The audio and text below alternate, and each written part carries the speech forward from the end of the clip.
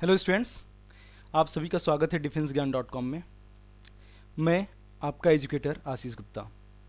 Students, defence ज्ञान team की तरफ से मैं मैथ्स फैकल्टी आशीष गुप्ता आप लोगों का स्वागत करता हूं। जल्द ही हम लोग की जो कोर्सेज हैं वो अनअकैडमी प्लस पे लॉन्च होने जा रहे हैं, ठीक है, जिसका आपको अनाउंसमेंट जल्दी ही मिल जाएगा। स्टूडेंट्स, आज हम लोग क्या करने जा रहे हैं, बेसिकली एक एनडीए का प्रैक्टिस सेट स्टार्ट करने जा रहे हैं, जिसमें मैथ्स का आपको 120 क्वेश्चंस होंगे। तो 120 क्वेश्चंस को मैंने 3 पार्ट्स में डिवाइड कर दिया है, ठीक है। 40 क्वेश्चंस का हम लोग एक एक सेट बनाएंगे, ठीक है, और उस पर एक वीडियो प्रिपेयर होगा। स्टार्ट करने से पहले आप लोगों के लिए एक छोटी सी जानकारी है कि अगर आप लोगों ने अनअकैडमी प्लस को सब्सक्राइब नहीं किया है तो देरी मत कीजिए। जल्दी ही हम लोगों के बैचेज अनअकैडमी पर स्टार्ट होने जा रहे हैं, जो कि बाईलैंग्वेज होंगे और जल्द ही आप लोगों को इन्फॉर्मेशन मिल जाएगी, ठीक है स्टूडेंट्स। अनअकैडमी प्लस को जब भी आप इनरोल करेंगे तब आपके सामने एक विंडो आएगी, ठीक है। उस विंडो में आपसे रेफरल कोड पूछेगा, उसमें आपको डिफेंस ज्ञान 10 फिल करना है। इससे आपके जो भी कोर्सेज आप परचेज करोगे उस कोर्सेज पे आपको 10% का डिस्काउंट मिलेगा, ठीक है स्टूडेंट्स। तो देरी मत कीजिए, जल्द से जल्द आप अनअकैडमी प्लस को सब्सक्राइब करिए, ठीक है। तो स्टार्ट करते हैं आज हम लोग फर्स्ट पार्ट, ठीक है। तो प्रैक्टिस सेट फर्स्ट का फर्स्ट पार्ट है, ठीक है। उसमें फर्स्ट पार्ट में आपको 35 क्वेश्चंस हैं, ठीक है।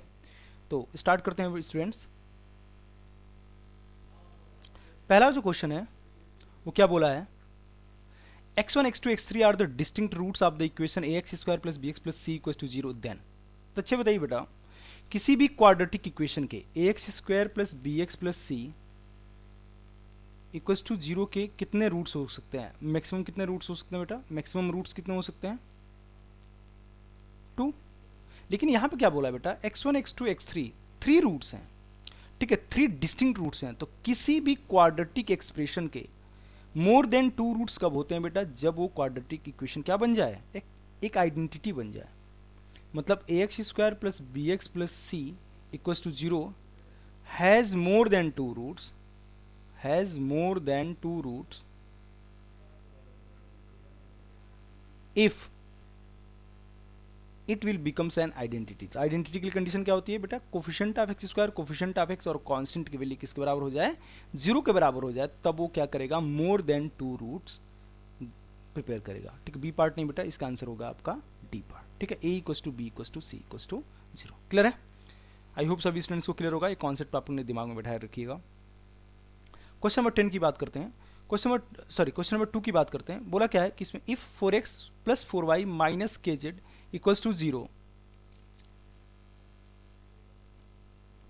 is the equation of the plane through the origin that contains the line x minus 1 upon 2 equals to y plus 1 upon 3 equals to z upon 4 then k equals to। ठीक है बेटा, तो क्या बोला है, क्वेश्चन पढ़िए जरा। क्या बोल रहा है कि ये प्लेन है ना, इस लाइन को क्या करे, कंटेन कर रहा है। तो अच्छा बताइए, इस लाइन के जो डी आर है बेटा, वो डी आर्स कितने हो जाएंगे? डी आर्स कितने होंगे बेटा? 2 3 4। तो क्या ये डी आर आपके इस प्लेन को सेटिस्फाई करेगा? करेगा बिल्कुल। तो 4 इंटू 2 प्लस 4 इंटू 3 माइनस के इंटू 4 इक्वल्स टू 0। 4 टू जा 8 plus 12 minus 4k equals to 0। तो यहाँ से कितना होंगे बेटा? 4k equals to 20। तो यहाँ से k की वैल्यू किसके बराबर हो जाएगी? आपकी 5। तो इसका आंसर कितना हो जाएगा बेटा? k equals to 5। क्लियर होगी बात? यहाँ पे इसका आंसर कितना हो जाएगा बेटा? k equals to 5। Question number 3 क्या बोला है इसमें कि the term independent of x. तो the term independent of x बोला है, तो सबसे पहले आप क्या करोगे बेटा? T of r plus 1 term निकालोगे। T of r plus 1 term कितना होगा बेटा? एन सी आर एक्स की power n minus r into a की पावर आर, ठीक है बेटा। तो यहां से कितना होंगे बेटा? 18 सी आर, ये एक्स की पावर कितना होगा बेटा? 18 माइनस आर बाई 2 माइनस 2 की पावर आर इंटू एक्स की power minus r. Term independent of x बोला है, इसका मतलब एक्स का जो पावर है उसको कलेक्ट करके किसके बराबर कर दे बेटा? 0 के बराबर कर देते। 18 minus r by 2 minus r equals to कितना हो गया बेटा? 0, ठीक है। तो यहाँ से हो जाएगा 3r इक्वल्स टू 18। तो यहाँ से r कितना आ गया बेटा? 6। r 6 आ गया, इसका मतलब टी ऑफ 7 टर्म होगा वो क्या होगा बेटा? टर्म इंडिपेंडेंट ऑफ एक्स होगा। तो टी ऑफ 7 की वैल्यू किसके बराबर हो जाएगी बेटा? 18c6 इंटू 2 की पावर 6। क्लियर होगी बात? तो इसका आंसर कितना हो जाएगा बेटा 18c6 इंटू 2 की पावर 6। क्लियर है? आई होप सारे स्टूडेंट्स को क्लियर होगा, कोई डाउट नहीं होगा इसमें। ठीक है स्टूडेंट्स, क्वेश्चन नंबर 4 पे चलते हैं बेटा। फोर्थ ये क्या है, the number of tangent which can be drawn from the point -1, 2 to the circle x square plus y square plus 2x minus 4y plus 4 equal to 0। ठीक है, तो इसका बेसिक कॉन्सेप्ट क्या है बेटा कि अगर पॉइंट आपका सर्कल के बाहर लाई करेगा तो नंबर ऑफ टेंजेंट्स कितने होंगे बेटा 2। अगर पॉइंट सर्कल पे लाई करेगा तो नंबर ऑफ टेंजेंट कितने होंगे बेटा 1। अगर पॉइंट सर्कल के अंदर लाई करता है तो नंबर ऑफ टेंजेंट्स कितने होंगे बेटा 0। तो सबसे पहला काम क्या करिए, आप चेक करिए कि ये पॉइंट सर्कल पे कहाँ पे लाई कर रहा है। तो इसका नाम हमने दे दिया बेटा s, जो इक्वेशन लिखा है x square plus y square plus 2x minus 4y plus 4। ठीक है बेटा, s1 निकालिए। s1 का मतलब क्या हुआ, इस पॉइंट को आप इसमें रखिए तो कितना हो गया 1 प्लस 4 माइनस 2 माइनस 8 प्लस 4। तो कितना होगा बेटा 9 माइनस 10, कितना आ गया बेटा नेगेटिव आ गया ना। s1 क्या हो गया less than 0, s1 less than 0 आ गया, इसका मतलब point lies inside the circle, point lies inside the circle. ठीक है बेटा, तो अगर ये पॉइंट सर्कल के अंदर लाई कर रहा है इसका मतलब क्या हुआ, नंबर ऑफ जो टेंजेंट्स होंगे कितने हो जाएंगे 0। एक भी टेंजेंट नहीं ड्रॉ कर पाओगे तो इसका मतलब नंबर ऑफ टेंजेंट जो होंगे कितने हो जाएंगे बेटा 0। क्वेश्चन 5 पे आइए, 5 भी बहुत अच्छा क्वेश्चन है। फिफ्थ वाला देखिए बेटा, फिफ्थ वाला क्या बोल रहा है, mod of z1 equals to mod of z2 equals to mod of z3 equals to modulus of 1 upon z1 plus 1 upon z2 plus 1 upon z3 equals to 1, then find the value of modulus of z1 plus z2 plus z3। बहुत ही आसान question है, बस थोड़ा सा concept आपको क्या ध्यान रखना है यहाँ पे कि mod of z का जो स्क्वायर होता है वो कितना होता है बेटा z इंटू जेड बार होता है, बस यही अप्लाई करना है। देखो जरा कैसे, यहाँ पे क्या दे रखा है बेटा mod of z1 equals to mod of z2 equals to mod of z3 that equals to 1 दे रखा है बेटा। स्क्वायर करो तो मॉड ऑफ z1 का स्क्वायर इक्वल्स टू 1, तो मॉड ऑफ z1 का स्क्वायर कितना होगा बेटा z1 इंटू z1 बार होगा दैट इक्वल्स टू 1। तो यहाँ से मैं बोल सकता हूँ कि z1 बार इक्वल्स टू कितना हो जाएगा बेटा 1 अपॉन z1 आएगा कि नहीं। Similarly z2 bar equals to कितना हो जाएगा बेटा 1 अपॉन z2 होगा कि नहीं। z3 बार इक्वल्स टू कितना होगा बेटा 1 अपॉन z3 होगा कि नहीं। बस अब जो यहाँ पे जो एक्सप्रेशन लिखा है यहाँ पे आप इसमें 1 upon z1 1 upon z2 1 upon z3 जब रख दी z1 बार z2 बार z3 बार तो कितना हो गया बेटा mod of z1 bar plus z2 bar plus z3 bar equals to कितना हो जाएगा बेटा 1। ठीक है, तो यहाँ से मैं इसको ऐसे भी लिखता हूँ क्या mod of z1 plus z2 plus z3 पे बार इक्वल्स टू कितना हो जाएगा बेटा 1। ठीक है, आपको एक प्रॉपर्टी और पढ़ा होगा कॉन्जुगेट की कि मॉड ऑफ z1 बार की जो वैल्यू होती है वो किसके बराबर होती है बेटा मॉड ऑफ z1 के भी बराबर होती है। तो यहाँ पे बार हट जाएगा तो यहाँ से हो जाएगा बेटा mod of z1 plus z2 plus z3 की वैल्यू किसके बराबर हो जाएगी बेटा 1 के बराबर होगी। क्लियर होगी बात? तो इसका आंसर कितना आ जाएगा बेटा इक्वल टू 1। क्लियर है? ठीक है, तो इसका आंसर कितना आ जाएगा 1। क्वेश्चन नंबर 6 पे आइए, the directrix of the parabola, इस पैराबोला का डायरेक्ट्रिक्स कैसे निकालेंगे बेटा। ठीक है, तो सबसे पहले क्या करना पड़ेगा बेटा आपको इस पैराबोला को स्टैंडर्ड फॉर्म में बदलना होगा। स्टैंडर्ड फॉर्म में बदलना आई होप सबको आता ही होगा। आप क्या करोगे सिंपल सिंगल मतलब जो सेम टाइप के टर्म है उसको एक तरफ करिए बाकी को एक तरफ कर दीजिए। परफेक्ट स्क्वायर बनाइए बेटा इसको, तो परफेक्ट स्क्वायर बनाओगे तो कितना आ जाए बेटा x माइनस 2 का square minus 4 equals two plus 8y minus 12। ठीक है, तो यहाँ से कितना होगा बेटा x माइनस 2 का whole square equals to 8y minus 8। तो यहाँ पे कितना हो जाएगा बेटा x माइनस 2 का स्क्वायर इक्वल्स टू कितना होगा बेटा 8 टाइम्स y माइनस 1। ठीक है, अगर मैं इसको कैपिटल x मान लेता हूँ तो क्या लिखा बेटा कैपिटल x का square equals to 8 times capital of y। तो x square equals to 4ay है, तो यहाँ से 4 इक्वल्स टू कितना हो जाएगा 8। तो यहाँ से a कितना आ गया बेटा 2 आ गया आपका 8, a कितना आ गया 2। मैं डायरेक्ट्रिक्स पता है, डायरेक्ट्रिक्स इसके लिए डायरेक्ट्रिक्स कितना होगा बेटा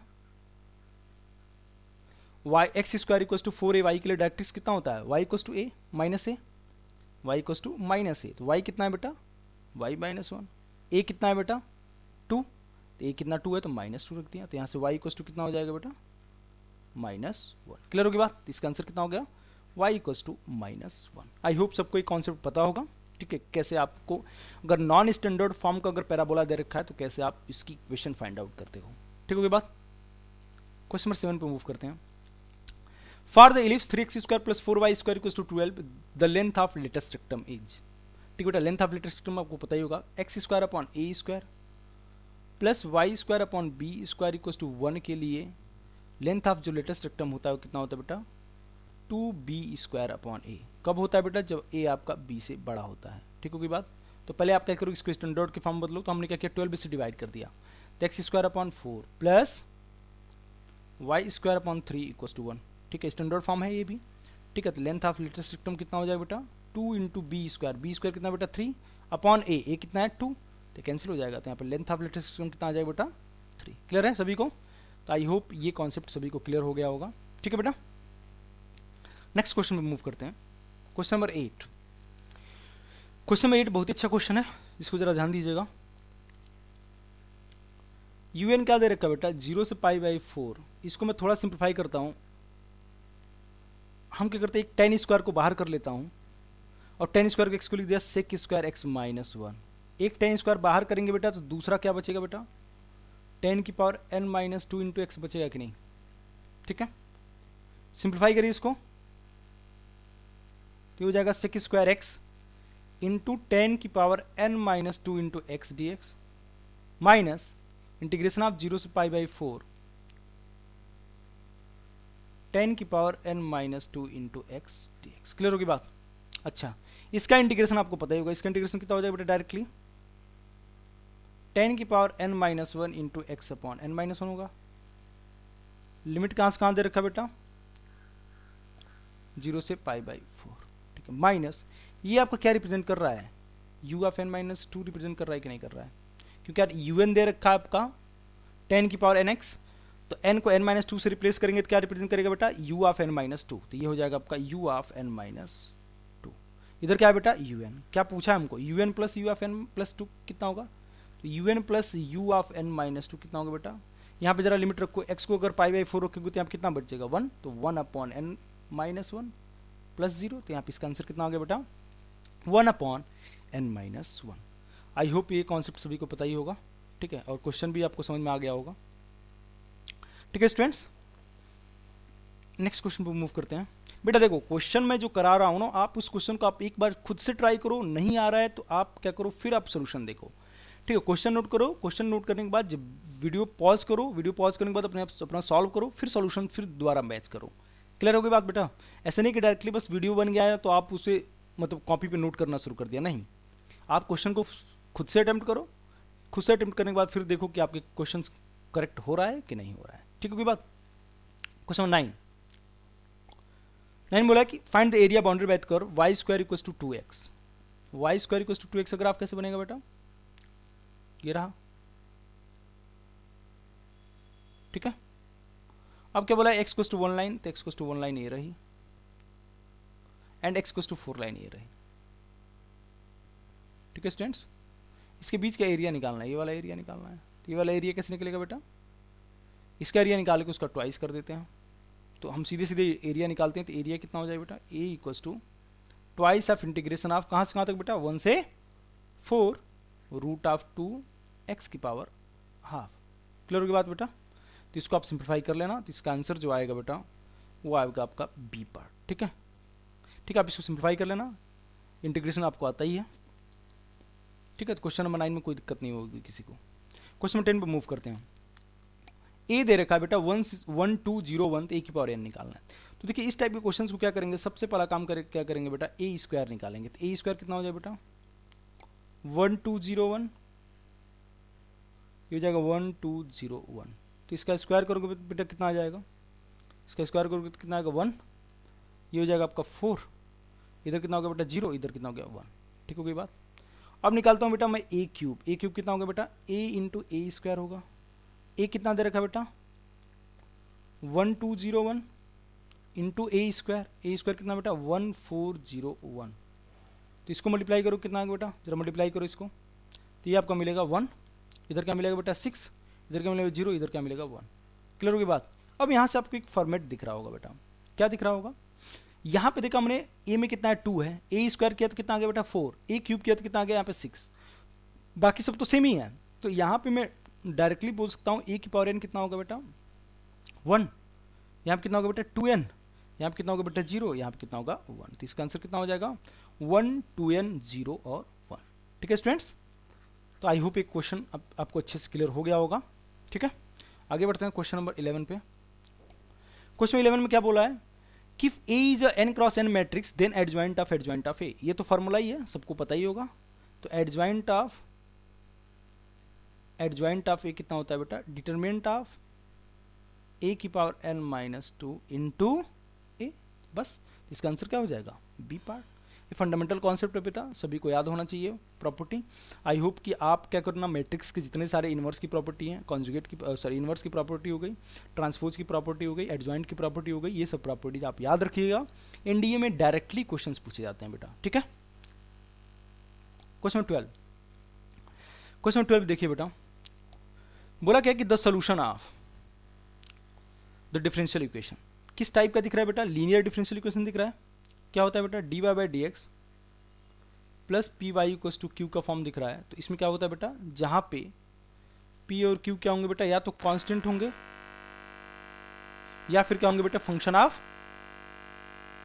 एक्स होंगे, यही तो होगा, ठीक है। तो अब जरा देखो बेटा, यहाँ पे P and Q R function of x या फिर कांस्टेंट, कंपेयर करो जरा। यहाँ पे यहाँ से पी की वैल्यू किसके बराबर होगी बेटा, 1/x, और क्यू कितना हो गया यहाँ पे आपका एक्स स्क्वायर। तो इसमें क्या निकालते थे बेटा, इंटीग्रेटिंग फैक्टर निकालते थे। इंटीग्रेटिंग फैक्टर कितना हो गया बेटा, ई की power integration of P D x. तो यहाँ से कितना होगा बेटा, ई की पावर ln x, ई की पावर ln x वैल्यू कितना होती है एक्स। इसका सोल्यूशन क्या होगा बेटा, y into integrating factor equals to integration of q into integrating factor dx plus C. यहाँ से y into x equals to कितना होगा, एक्स क्यूब का इंटीग्रेशन कितना होगा बेटा, एक्स पावर 4/4 प्लस सी। तो इसको सिंप्लीफाई करो कितना होगा बेटा, 4xy इक्वल्स टू एक्स की पावर 4 प्लस सी। क्लियर होगी बात बेटा, इसका आंसर कितना हो गया, 4xy इक्वल्स टू एक्स की power 4 plus c. I hope ये क्वेश्चन सभी को क्लियर हो गया होगा, ठीक है। नेक्स्ट क्वेश्चन मूव करते हैं, क्वेश्चन नंबर 13। क्वेश्चन 13 देखिए बेटा, कैसे करेंगे इसको। y क्या दे रखा है बेटा, cos inverse of 3 cos plus 4 sin x upon 5 then divide by dx। आप एक काम करो, यहाँ पे 3/5 को लिख दो बेटा r cos थीटा, ठीक है, और 4/5 को लिख दो r sin थीटा। तो यहाँ पे होल स्क्वायर करके ऐड करोगे बेटा, तो यहाँ पे r की जो वैल्यू आएगी वो कितना आएगी, 1 आएगी, ठीक है।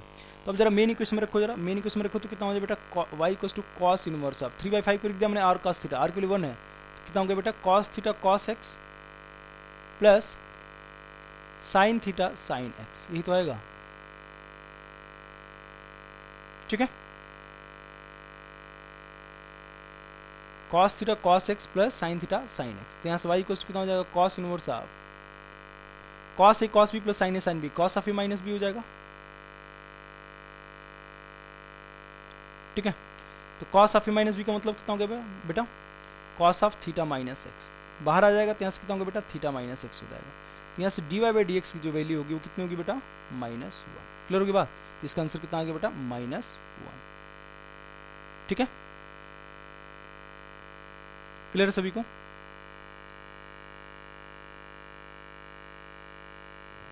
ठीक। आगे बढ़ते हैं, तो क्वेश्चन नंबर 13 का आंसर कितना हो गया बेटा, C part. Question 14, the length of side of square sheet of metal is increasing at the rate of 4 centimetre per second, the rate at which the area of the sheet is increasing when the length of side is 2 centimetre, ठीक है बेटा। तो अच्छा बताओ, यहाँ पे sheet का area हमने ए मान लिया, ए कितना हो जाएगा बेटा, साइड हमने ए माना था, स्मॉल ए का स्क्वायर हो जाएगा। अब क्या निकालेंगे, डी ओवर डी टी, तो डी ओवर डी टी कितना हो जाएगा बेटा, 2a into D over D T होगा। अब डी ओवर डी टी दे रखा है बेटा, D over D T means इसका एरिया इंक्रीज कर रहा है 4 सेंटीमीटर पर सेकेंड से, ठीक है। और साइड कितना दे रखा बेटा, बोला कि जब साइड इसकी 2 है तब उसका एरिया किससे इंक्रीज करेगा, तो 2 इंटू कितना हो गया बेटा, 4। इसका आंसर कितना हो गया, 16 सेंटीमीटर स्क्वायर पर सेकेंड, ठीक है। तो इसका आंसर कितना हो गया, 16 सेंटीमीटर स्क्वायर पर सेकेंड। क्लियर है। क्वेश्चन 15 पे चलिए। क्वेश्चन 15 क्या बोला कि the equation of normal to the curve y equals to sine of pi x by 2, ठीक है। तो आप क्या करो बेटा, d y by d x निकालो, तो d y by d x कितना हो जाए बेटा, pi by 2 cos of pi x by 2। तो अब यहाँ पे मैं d y by d x at 1,1 पे निकालूंगा, तो स्लोप ऑफ क्या निकल जाए बेटा, टेंजेंट निकलेगा ना, तो स्लोप ऑफ टेंजेंट कितना आ गया बेटा, 0। तो स्लोप ऑफ नॉर्मल कितना हो जाए बेटा, -1/0। तो इक्वेशन ऑफ नॉर्मल कितना हो जाएगा, इक्वेशन ऑफ नॉर्मल कितना होगा बेटा, y minus y one equals to -1/0 x minus x one. Clear होगी बात बेटा? तो यहाँ से कितना होगा बेटा x minus one equals to 0। तो यहाँ से जो नॉर्मल की इक्वेशन आ रही है बेटा वो कितनी आ रही है x इक्वल्स टू 1। क्लियर होगी बात? तो यहाँ से इसका आंसर कितना आएगा बेटा x इक्वल्स टू 1। क्लियर है? नेक्स्ट क्वेश्चन मूव करते हैं। Question 60, the function f x equals to x plus sine x has, ठीक है, मैक्सिमम मिनिमम कैसे निकालते हैं बेटा वो जरा ध्यान दो। तो यहाँ से आप एफ डैश ऑफ एक्स निकालो। एफ डैश ऑफ एक्स कितना हो जाए बेटा 1 प्लस कॉस ऑफ एक्स। अब यहाँ पे हम मैं एक शॉर्टकट अप्लाई करूंगा, देखना बेटा क्या। अच्छा कॉस एक्स कहाँ से कहाँ लाई करता है बेटा -1 से +1 के बीच में लाई करता है कि नहीं। 1 जरा ऐड कर दो तो ये कहाँ से कहाँ के बीच में लाई करने लगेगा 0 से। तो क्या मैं बोल सकता हूँ कि f dash x always positive आ गया। तो पॉजिटिव आ गया तो इसका मतलब फंक्शन क्या करेगा इंक्रीज करेगा। तो इंक्रीज करेगा तो अगर फंक्शन इंक्रीज कर रहा तो क्या होगा बेटा neither maximum nor minimum. Clear होगी बात? अगर फंक्शन इंक्रीज कर रहा तो इसका मतलब क्या होगा नाइदर मैक्सिमम नॉर मिनिमम। तो इसका करेक्ट ऑप्शन क्या हो जाएगा बेटा सी पार्ट। क्लियर है? आई होप सभी को क्लियर होगा। क्वेश्चन नंबर 17 पे चलिए। The function f x equals to x plus cos x is always increasing, always decreasing, increasing for certain range, ठीक है, नन ऑफ दिस। चलिए इसमें भी करिए इंक्रीजिंग डिक्रीजिंग कॉन्सेप्ट सबको पता ही होगा। तो एफ डैश ऑफ एक्स कितना होगा बेटा 1 माइनस साइन ऑफ एक्स होगा। यहाँ पे भी चेक कर लिए क्या कर रहा है इंक्रीज कर रहा है कि डिक्रीज कर रहा है। तो अच्छा बताओ बेटा यहाँ पे साइन एक्स है कहाँ से कहाँ के बीच में करेगा बेटा साइन एक्स कहाँ से कहाँ के बीच में करेगा बेटा -1 से +1 के बीच में करेगा। माइनस साइन से मल्टीप्लाई किया है तो माइनस साइन से मल्टीप्लाई करोगे इनक्वलिटी का डायरेक्शन चेंज हो जाएगा। 1 ऐड किया है बेटा तो 1 ऐड करोगे तो कितना हो जाएगा बेटा यहाँ पर 2, इधर कितना हो जाएगा बेटा 0। तो इसका मतलब देख सकते हो क्या कि एफ डैश एक्स क्या आ रहा है पॉजिटिव आ रहा है कि नहीं आ रहा है। बताइए इसका मतलब पॉजिटिव आ रहा है, एफ डैश एक्स पॉजिटिव आ रहा है, इसका मतलब क्या करेगा ऑलवेज इंक्रीज। क्लियर होगी बात? F dash x greater than 0 इसका मतलब क्या करेगा बेटा ऑलवेज इंक्रीज। क्लियर है? आई होप इस कॉन्सेप्ट सभी को क्लियर हो गया होगा। ठीक है स्टूडेंट्स आगे बढ़ते हैं। नेक्स्ट क्वेश्चन मूव करता हूँ मैं। क्वेश्चन 18, ठीक है बेटा देखो पेपर ऐसा सेलेक्ट किया गया ना बेटा जिसमें कि आपके सारे कॉन्सेप्ट मैं कवर कर दूं। ठीक है स्टूडेंट्स, ताकि अगर आपको मान लीजिए हम लोग अगर 5 या 10 प्रैक्टिस सेट स्टार्ट करते हैं तो अगर उतना कर लोगे बेटा तो मोर देन सफिशिएंट है, आपके सारे टाइप के क्वेश्चंस आपके कवर हो जाएंगे। ठीक है स्टूडेंट्स, तो आप कोशिश करिए कि लास्ट तक वीडियो देखा करिए, ठीक है, और अनअकैडमी पे आप जुड़े रहिए, अनअकैडमी को फॉलो करते रहिए। हम लोग के जल्दी ही कोर्सेज लॉन्च होंगे, आपको तुरंत इन्फॉर्मेशन मिल जाएगी, उसके बाद से आप कोर्स वहाँ पे परचेज कर सकते हो। हम लोग कोर्स जो हम लोग स्टार्ट करेंगे उसमें बेटा आपको PDF नोट से लेकर के आपके डाउट क्लास से लेकर के टेस्ट पेपर्स से लेकर के हर चीज़ें कंडक्ट होंगी। उसमें आपको फिर एकदम टेंशन फ्री रहना है बेटा। सिर्फ आपको क्या करना है जो भी हम लोग करा रहे हैं बेटा उसको आप अच्छे से रिवाइज करना है और क्वेश्चन प्रैक्टिस करना है। ठीक है स्टूडेंट्स, तो कोशिश यही करिए कि अनअकैडमी को सब्सक्राइब करिए, शेयर करिए, ठीक है, अपने दोस्तों के साथ, और defensegyan.com पे बने रहिए। ठीक है स्टूडेंट्स, द फंक्शन इतना satisfy the condition of Rolle's theorem. तो रोल्स थ्योरम का कंडीशन क्या होता है बेटा पहला फंक्शन आपका क्या होना चाहिए कंटिन्यूअस होना चाहिए क्लोज इंटरवल ए से बी के बीच में। दूसरा फंक्शन आपका डिफरेंशिएबल होना चाहिए ए से बी ओपन इंटरवल में। तीसरा फंक्शन की वैल्यू ए पे और बी पे क्या होनी चाहिए बेटा बराबर होनी चाहिए। तो कर दो बराबर। आपका एक क्यूबिक फंक्शन है, क्यूबिक पॉलिनोमियल है, तो क्यूबिक पॉलिनोमियल ऑलवेज क्या होते हैं कंटिन्यूअस होते हैं और डिफरेंशिएबल भी होते हैं। तो हमारा बस लास्ट वाला कॉन्सेप्ट यूज होगा कि एफ ऑफ 1 इक्वल्स टू कितना होगा बेटा एफ ऑफ 3। तो एफ ऑफ 1 निकालो तो कितना होगा 1 minus 6 plus a plus b equals to 3 रखो। एफ ऑफ 3 कितना होगा बेटा 27 minus 54 plus 3a plus B. ठीक है बात बेटा, तो यहाँ से कितना हो जाए बेटा a plus b minus 5 equals to कितना होगा बेटा 3a प्लस बी माइनस 27। ठीक है, b से b कैंसिल हो जाएगा, तो यहाँ से 2a इक्वल्स टू कितना हो जाएगा बेटा 22, तो यहाँ से a कितना आ गया आपका 11। अब देखो किस ऑप्शन में a की वैल्यू 11 दिया है, a पार्ट में दिया है, तो बस a पार्ट टिक कर दो, तो यही इसका फाइनल आंसर हो जाएगा। क्लियर होगी बात बेटा? ठीक है, इसका आंसर क्या हो गया बेटा a पार्ट। क्वेश्चन 19, क्वेश्चन 19 भी बहुत ही अच्छा क्वेश्चन है, जरा ध्यान दीजिएगा इस क्वेश्चन को। देखिए बेटा एफ एक्स इक्वल्स टू कितना हो जाएगा x plus under root of x square को क्या लिखते हैं बेटा मॉड ऑफ एक्स लिखते हैं कि नहीं लिखते हैं। आपको पता होगा under root of x square को क्या लिखते हैं बेटा मॉड ऑफ एक्स, और मॉड ऑफ एक्स डिफाइंड होता है क्या बेटा ये प्लस एक्स कब होता है बेटा जब एक्स आपका 0 या फिर 0 से बड़ा होता है, माइनस एक्स कब होता है बेटा जब एक्स आपका 0 से छोटा होता है। ठीक होगी बात समझ में? तो यहाँ पे जरा इसको डिफाइन करो बेटा, तो 2x कब होगा बेटा जब x आपका 0 या फिर 0 से बड़ा होगा, 0 कब होगा बेटा x जब आपका लेस देन 0 होगा। अच्छे बताइए जरा, एक्स जब नेगेटिव है वो क्या हो रहा है, जीरो मिल रहा है। तो इसका मतलब एफ ऑफ -1 की वैल्यू, एफ ऑफ -2 की वैल्यू, एफ ऑफ -3 की वैल्यू क्या होगी, जीरो होगी कि नहीं। तो ये आपका 1 1 फंक्शन होगा, नहीं होगा, क्योंकि यार -1 पे भी जीरो मिल रहा है, -2 पे जीरो मिल रहा है, इसका मतलब नॉट 1 1 होगा, नॉट 1 1। 1 1 को क्या बोलते हैं बेटा, इंजेक्टिव भी बोलते हैं। तो ये 1 1 नहीं होगा, इसका मतलब क्या होगा बेटा, मेनी 1 होगा। क्लियर होगी बात, ये क्या होगा, मेनी 1 फंक्शन होगा। ठीक, अब अनटू के बारे में चेक करते हैं। अनटू क्या बोलते हैं, सर्जेक्टिव या फिर सर्जेक्शन फंक्शन बोलते हैं। तो अनटू के लिए जरा देखो बेटा, यहाँ पे 2x लिखा है, तो 2x लिखा है बेटा, तो अच्छा बताओ इसका रेंज कितना होगा बेटा, रेंज कितना हो गया, रेंज बिलोंग्स टू 0 से इन्फिनिटी होगा कि नहीं होगा, रेंज क्या होगा बेटा, 0 से इन्फिनिटी होगा। तो क्या रेंज की वैल्यू कोडोमेन के बराबर आ रही है क्या, कोडोमेन में क्या है, सारे रियल नंबर ले रखा है, तो यहाँ पे रेंज नॉट इक्वल टू क्या होगा बेटा, कोडोमेन होगा। तो इसका मतलब ये फंक्शन क्या होगा, नॉट ऑन टू होगा। तो नॉट ऑन टू होगा, इसका मतलब कौन सा फंक्शन होगा, इनटू फंक्शन होगा। तो ये टोटल फंक्शन क्या होगा बेटा, मेनी 1 इनटू फंक्शन होगा, मेनी 1 इनटू फंक्शन। क्लियर होगी बात, मेनी 1 इनटू फंक्शन। तो ये आपको फंक्शन, इसका आंसर क्या होगा बेटा, नन ऑफ दी। बहुत ही इंपॉर्टेंट क्वेश्चन है, बहुत ही कॉन्सेप्चुअल क्वेश्चन है बेटा, तो इसको आप ध्यान दीजिएगा, इसको आप एक बार और अच्छे से क्वेश्चन को प्रैक्टिस करिए, सॉल्व करिए। ठीक है स्टूडेंट्स, अपने आप से। क्वेश्चन नंबर 20, ये क्वेश्चन बार बार एनडीए में पूछा गया है, जरा देखना बेटा ध्यान से। ये इसमें डोमेन फाइंड आउट करना है बेटा। तो डोमेन वाला ये देखो, ये वाला फॉर्मेट दिख रहा है कि नहीं, 1/√f(x) का फॉर्म। तो 1/√f(x) का फॉर्म का डोमेन क्या होता है बेटा, fx क्या होना चाहिए, सिर्फ 0 से बड़ा होना चाहिए। इसका मतलब मैं क्या बोलूंगा बेटा, mod of x minus x क्या होना चाहिए बेटा, सिर्फ 0 से बड़ा। इसका मतलब mod of x greater than क्या होना चाहिए, x होना चाहिए।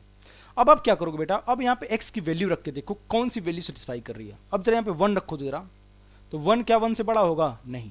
2 रखो जरा, 2 क्या 2 से बड़ा होगा, नहीं। इसका मतलब पॉजिटिव वैल्यू कोई नहीं ले रहा है, 0 भी नहीं ले रहा है, तो 0 भी नहीं होगा। अच्छा -1 जरा लिखो तो -1 का मॉड कितना हो गया, 1 ग्रेटर देन कितना हो गया, -1। ट्रू हो रहा है कि नहीं।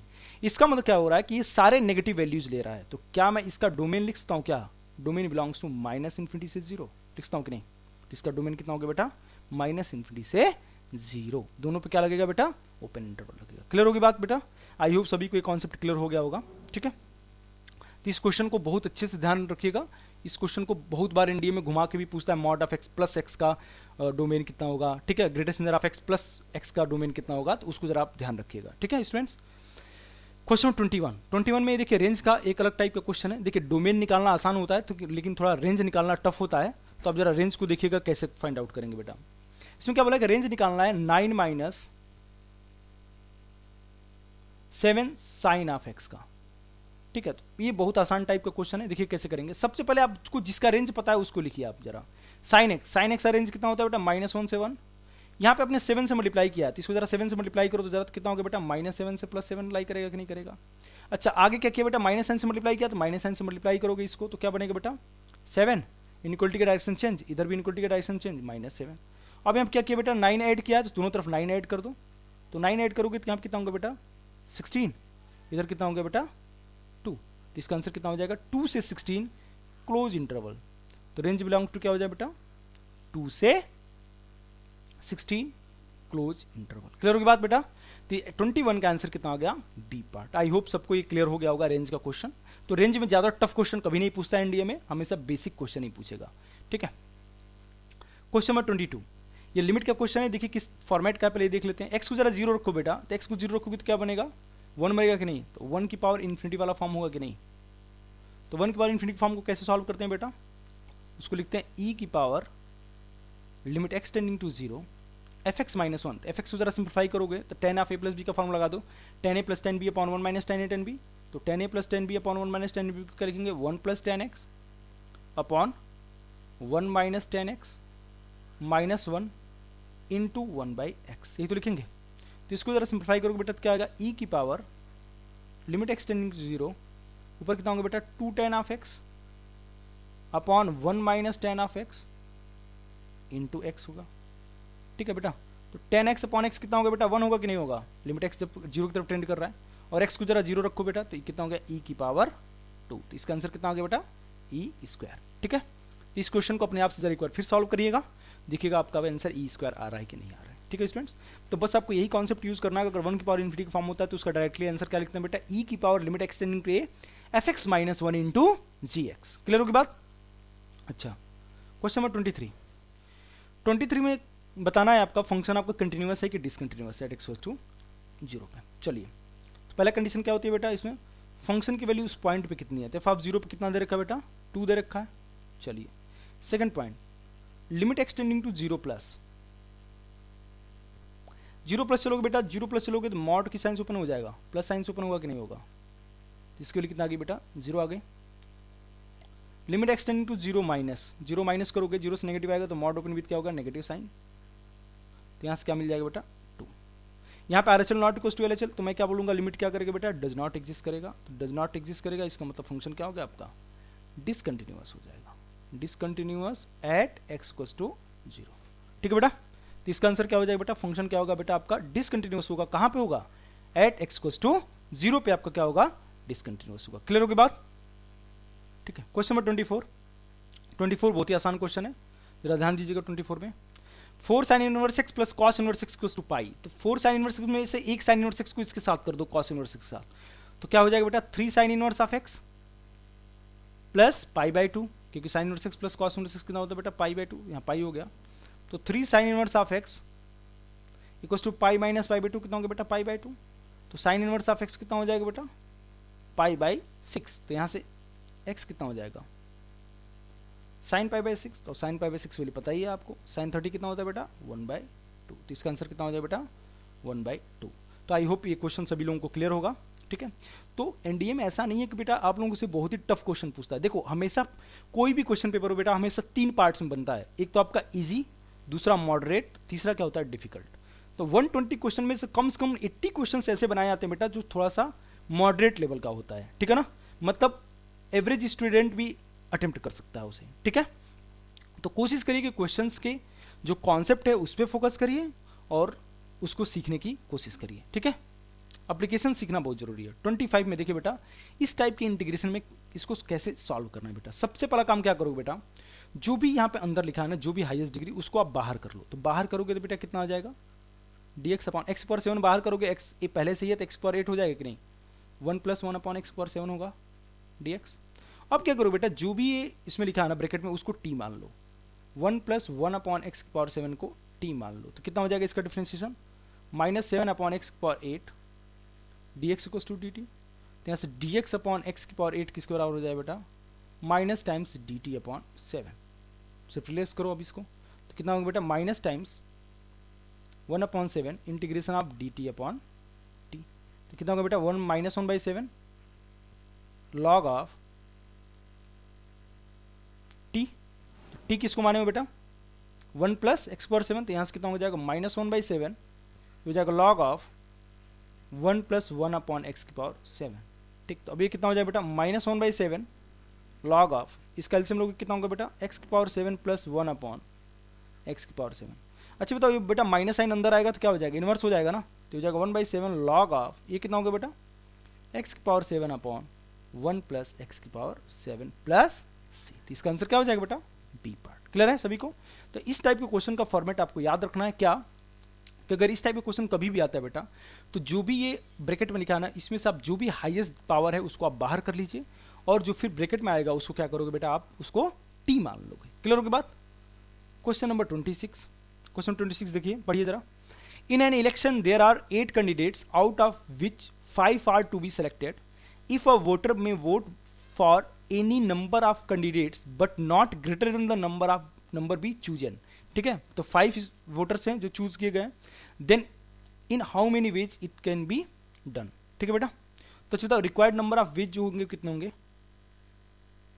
नंबर ऑफ वेज कितने हो जाएंगे बेटा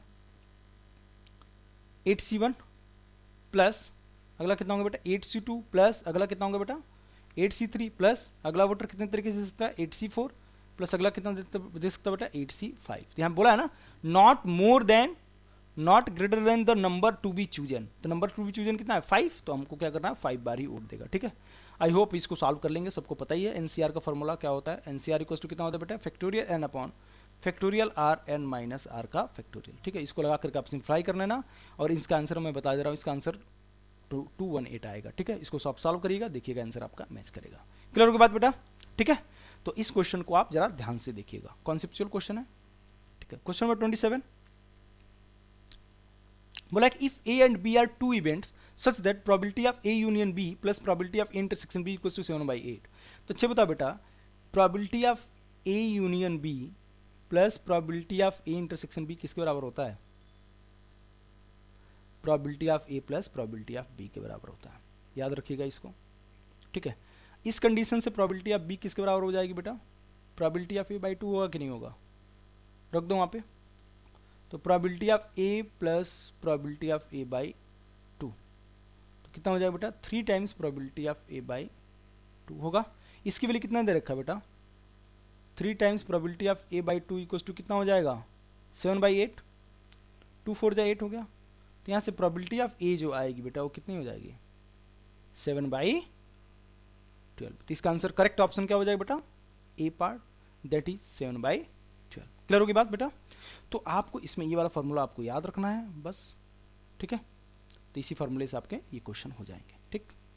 28 में क्या बोला कि 3 coins are tossed. If one of them shows tail, then the probability that all 3 coins shows tail. तो हमने मान लिया, इवेंट ई मान लिया कि all coins shows,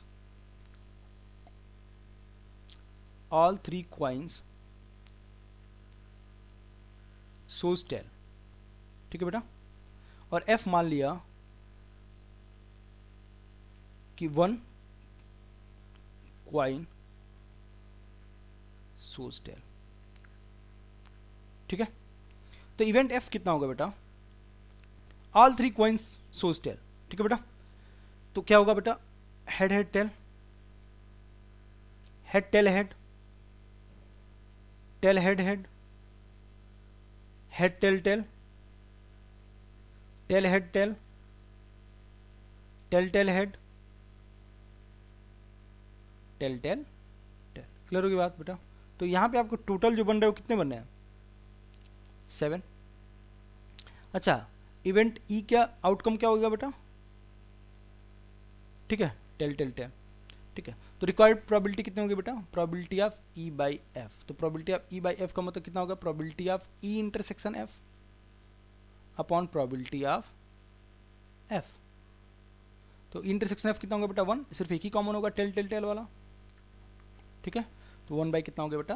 7। क्लियर होगी बात? इसका आंसर कितना हो गया बेटा? 1/7, ठीक। 28 का आंसर कितना हो गया बेटा? 1/7।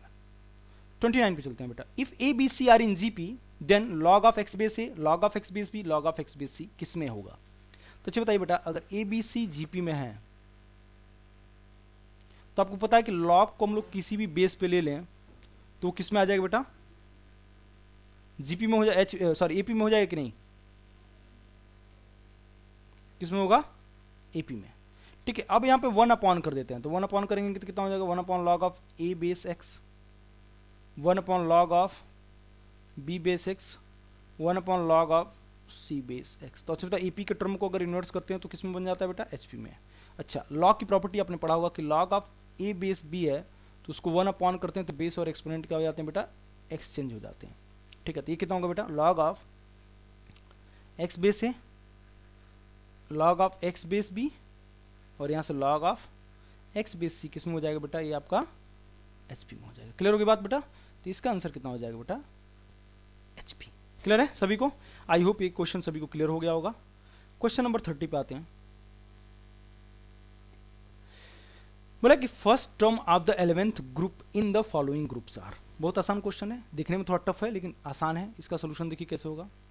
अच्छा बताइए, सारे ग्रुप का पहला टर्म लिखिए। सारे ग्रुप का पहला टर्म कितना हो जाएगा? nth term of the series. पहले ग्रुप का फर्स्ट पहला टर्म क्या है? फर्स्ट 1, दूसरे का 2, तीसरा कितना बेटा? 5, चौथा कितना होगा? 10, ठीक है, plus up to so on. तो इसका nth टर्म कितना होगा बेटा? n-1 का स्क्वायर प्लस 1 होगा कि नहीं? चेक कर लो जरा। n को 1 रखो तो 1 रखो क्या बचेगा? 1 मिलेगा कि नहीं मिलेगा? n को 2 रखो, 2 रखो तो 2 मिलेगा कि नहीं मिलेगा? 3 रखो तो 3 - 1 का स्क्वायर, 2 का स्क्वायर 4 + 1 कितना होगा? 5। क्लियर होगी बात? हमें क्या निकालना है? T of 11। तो टी ऑफ 11 का मतलब क्या होगा बेटा? 11 - 1 का स्क्वायर प्लस 1, तो कितना हो गया बेटा? यहाँ पे 101। क्लियर होगी बात बेटा? तो इसका आंसर कितना आ गया बेटा? 101, ठीक है। तो 30th का आंसर कितना आ गया बेटा? 101। क्लियर होगी बात सभी को? आई होप ये क्वेश्चन सभी लोगों को क्लियर है, ठीक है। नेक्स्ट क्वेश्चन मूव करते हैं, question number 31। If A and B are disjoint then n of A union B is equals to, A और बी डिसजॉइंट है तो ए इंटरसेक्शन बी कितना होगा बेटा 5, तो n of A union A intersection B कितना होगा बेटा 0। फॉर्मूला आपको पता ही है, n of A union B कितना बेटा n A plus n B minus n of A intersection B, A intersection B कितना दे रखा बेटा 0, तो यहाँ से इसकी वैल्यू किसके बराबर हो जाएगी बेटा n A plus n of B. ये क्वेश्चन बहुत आसान है, ठीक है, तो इसका आंसर कितना होगा बेटा n A plus n of B. Clear होगी बात बेटा, ठीक है। तो आई होप इस क्वेश्चन में किसी को कोई डाउट नहीं हुआ होगा, ठीक। अगला क्वेश्चन पे मूव करते हैं। क्वेश्चन नंबर 32 बोला क्या है, if R is an equivalence relation on set A then R inverse is reflexive symmetric but not transitive equivalence. बेटा देखो एक चीज याद रखना, अगर कोई भी रिलेशन अगर आपको क्या है इक्विवेलेंस है तो उसका जो इनवर्स होगा ना बेटा वो भी आपका क्या होता है एक इक्विवेलेंस रिलेशन होता है।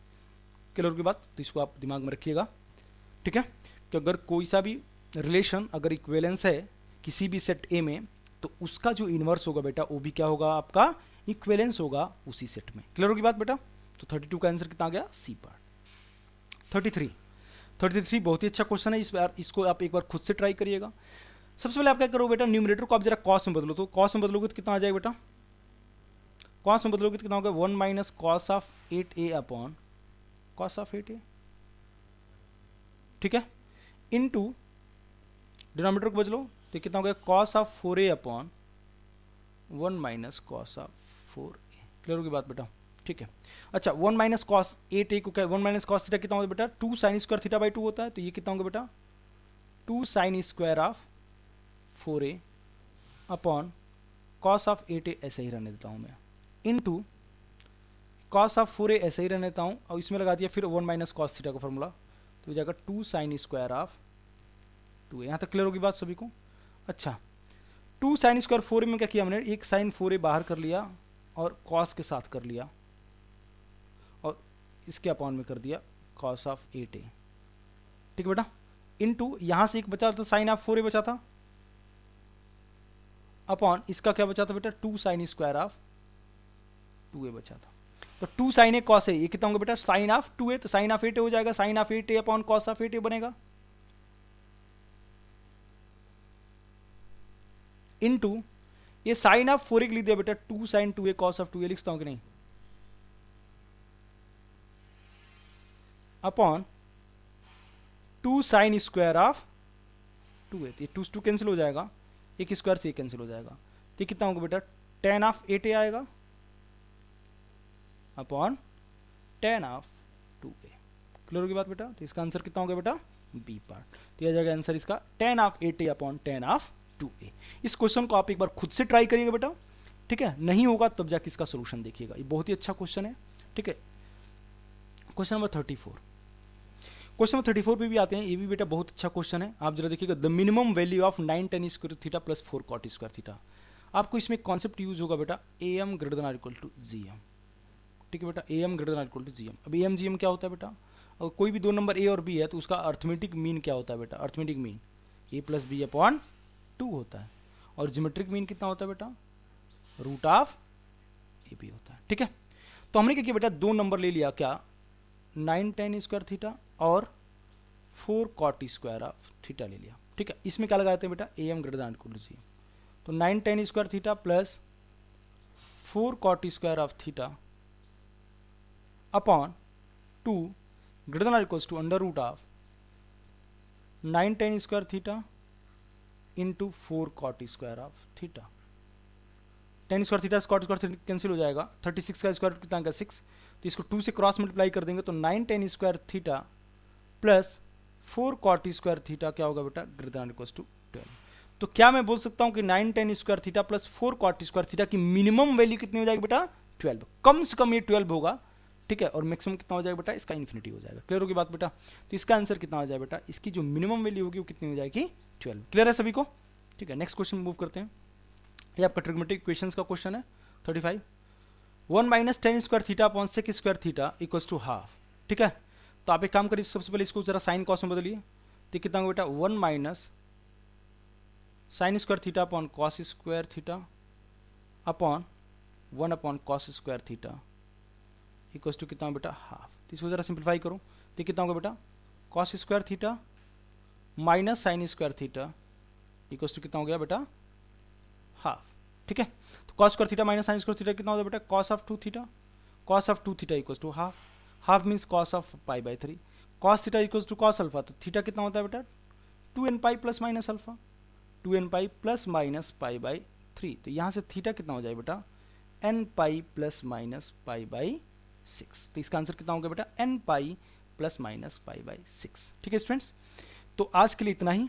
ठीक, आई होप आज के क्वेश्चंस आपको काफ़ी पसंद आए होंगे। तो प्लीज़ defensegan.com को लाइक शेयर एंड सब्सक्राइब करना मत भूलिए। जितना हो सके उतना शेयर करिए अपने फ्रेंड्स के साथ कि हम लोग का जो कोर्स है वो अनअकैडमी प्लस पे लॉन्च होने जा रहा है स्टूडेंट्स।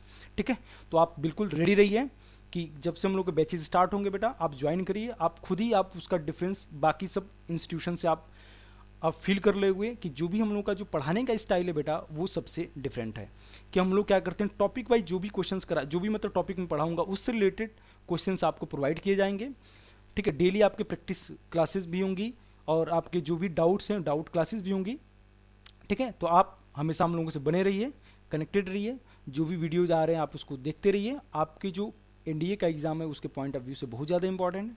ठीक है स्टूडेंट्स, तो आज के लिए इतना ही, मिलते हैं नेक्स्ट वीडियो में, तब तक के लिए जय हिंद, वंदे मातरम। Okay bye students.